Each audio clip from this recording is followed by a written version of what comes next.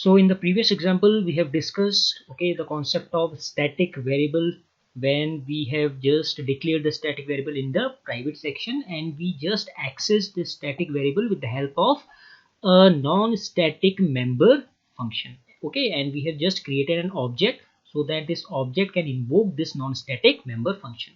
But as we know the definition of a static variable, that a static variable doesn't depend upon the creation of the object. It means that when we don't have any object in our class, then also we can access this static variable. So the dependency of the object is not very important. So we need not have to depend on the object every time for the for you can say for the invoking, you can say, or for accessing this static variable. So now what I'll do, now in our program, for example, let us say that we don't have any object. So now we have removed all the objects in that were present in our class. So if I want to access the static variable without any object, so what I will do, now I don't have any option. I don't have any option that I can use it directly with the class name followed by static variable, because if I use it like this that we have used in the earlier lectures or in the earlier practical sessions, then if I try to access it like this, so it will again throw an error, because in the previous case the static variable was declared in the public section, and if the static variable was declared in public section, then we can access it like this mechanism. So now in this case it will throw an error because the x is private, so it says that private within this context. So now we can't access the static variable with class name followed by scope evolution. We can't access it like this. So what I have to do, I have to create a static member function now. So here comes the concept of static member functions. So static member functions can only access static variables. So it can't access non-static members. So when we don't want to create any object in our program, and when we have declared the static variable in private section, then we have only one option left, and we have to create a static member function. So what I'll do, I'll just remove this, and I'll just show it like this, that I'll just write a keyword static. So a keyword static have been written before the return type of the function. So this is a qualifier, a static qualifier, and now this function will behave as a static member function. So this is a static member function.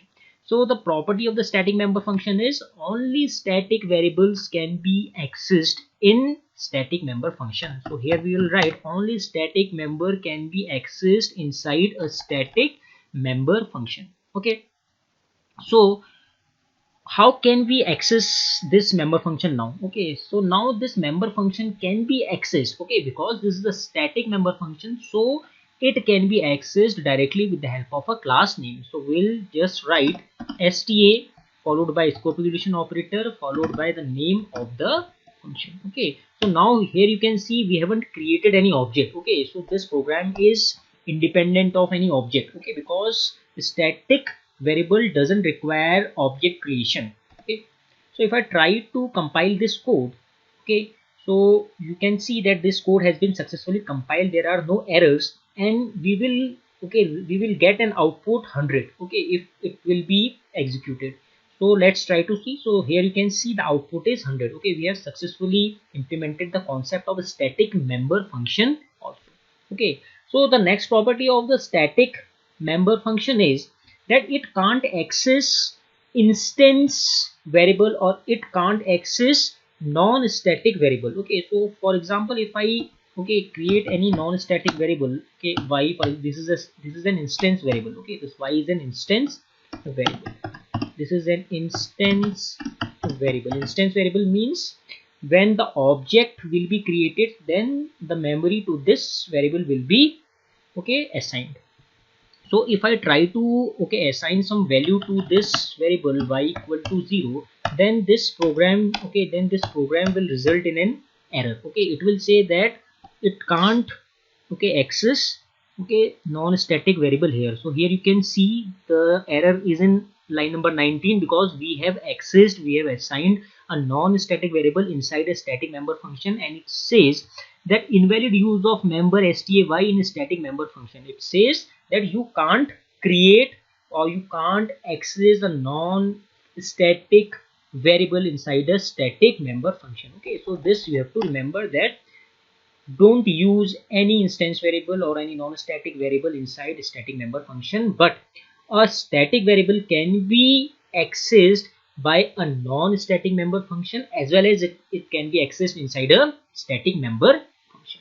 Okay, so you can also write it as, okay, void static get x. Okay, it can also be written as void static get x. Okay, so the static qualifier can also be, okay, written after the return type of the function, and we can also pass any, okay, parameter inside this. So if I pass k and I just write x equal to k, and if I want to access, okay, some new value, so if I just pass 500, so now the output will be 500. Okay, so the value that we have just, okay, passed or initialized here, it will be overwritten by the value. So if I just try to execute this, okay, so it will, okay, just give an output 500. It means that it is the most updated value that will be, okay, that will be assigned to the static variable.